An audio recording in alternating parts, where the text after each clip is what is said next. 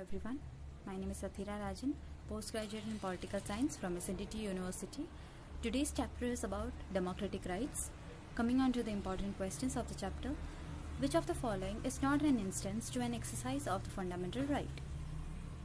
The statements are: workers from Bihar go to Punjab to work on the farms, Christian missions set up a chain of missionary schools, men and women government employees get the same salary, and parents' property is inherited by their child. The answer is statement D, which is parents' property is inherited by their children. This is not a fundamental right. The second question is: which of the following freedoms is not available to an Indian citizen?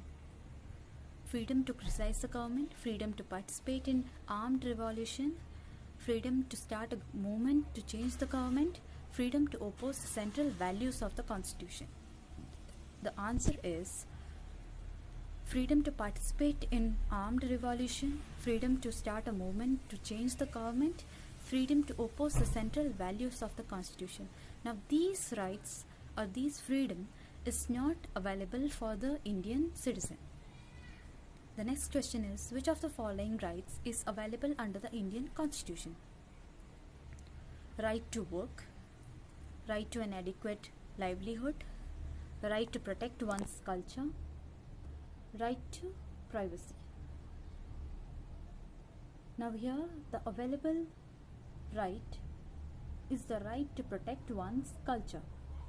Now this is available under the Indian Constitution, whereas right to work, right to an adequate livelihood, and right to privacy is a fundamental right and a human right as such.